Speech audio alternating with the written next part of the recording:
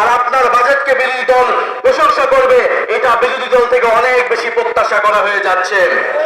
ফলে সরকারের কাছে আমরা বলবো যে বাজেট দিয়েছেন, এই বাজেট বাংলাদেশের জনগণের কোনো ধরনের অর্থনৈতিক পরিবর্তন করতে পারবে না। বাংলাদেশের উন্নয়ন করতে হলে আগে আপনাকে গণভোটের গণরায় অনুযায়ী সংস্কার করতে হবে, পুলিশ সংস্কার করতে হবে, দুদক সংস্কার করতে হবে, বিচার বিভাগ সংস্কার করতে হবে। গতকালকে এই খবর দেখলাম যে আপনাদের চট্টগ্রামে বাংলাদেশের ক্রিকেট টিমের একজন ক্রিকেটারকে পুলিশ তুলে নিয়ে এসেছে, ডিবি তুলে এনে নির্যাতন করে এনেছে এবং স্বরাষ্ট্রমন্ত্রী আজকে কক্সবাজার গিয়ে বক্তব্য করছে। ফলে এই যে পুলিশ সংস্কার হয়নি, জনগণের উপরে আবারও জুলুম নির্যাতন নেমে এসেছে, সরকার আবারও পুরনো স্বৈরতন্ত্রের পথে হাঁটছে। সরকার যদি স্বৈরতন্ত্রের পথে হাঁটে, জনগণকেও অভ্যুত্থানের পথে হাঁটতে হবে। ফলে সংসদকে জনগণ থেকে বিচ্ছিন্ন করে ফেলা হচ্ছে, জনসংশ্লিষ্ট ইস্যুতে বিরোধী দলকে সেখানে কথা বলতে দেওয়া হচ্ছে না। আমরা দেখেছি গত দু-একদিন আগেই বাংলাদেশে নতুন ভারতীয় হাই কমিশনার এসেছে এবং আমরা গতকালকে মৌলভীবাজারে সীমান্তে আবার একজন বাংলাদেশি হত্যার খবর পেয়েছি।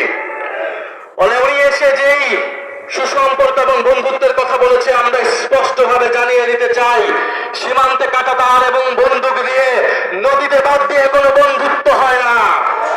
এবং বাংলাদেশ এবং ভারতের আকাশ এক নয়, বাংলার মাটি আর ভারতের মাটিও এক নয়। সেই ফয়সালা 1947 সালে হয়ে গিয়েছিল। 1947 সালে ফয়সালা হয়ে গেছিল বাংলা স্বাধীন সার্বভৌম হবে। 1971 সালে ফয়সালা হয়ে গিয়েছিল।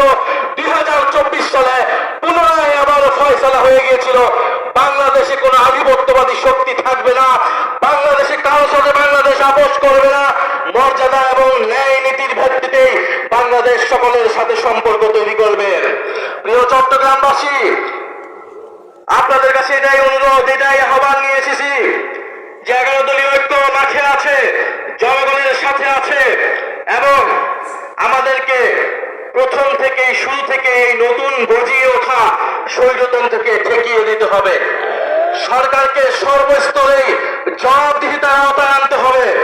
আমরা দেখেছি কয়েকদিন আগে চট্টগ্রামে কারা জুলাইয়ের গ্রাফিতি মুছে ফেলতে চেয়েছিল, আপনারা সেটা ঠেকিয়ে দিয়েছিলেন। এরকম প্রত্যেকটি জায়গায় জুলাই গণঅভ্যুত্থানের বিপক্ষে যারা যাবে, দুর্নীতি স্বৈরাচারের পক্ষে যারা যাবে, তাদের বিরুদ্ধে আপনাদেরকে দাঁড়াতে হবে। সরকারকে অবশ্যই জবাবদিহিতার আওতায় আনতে হবে, প্রত্যেকটা মন্ত্রীকে জবাবদিহিতার আনতে হবে। সেই দায়িত্ব আমরা সংসদে পালন করব এবং আপনারা যারা মাঠে আছেন, জনগণের নেতৃত্ব দিচ্ছেন, আপনাদেরকেও সেই দায়িত্ব পালন করে যেতে হবে।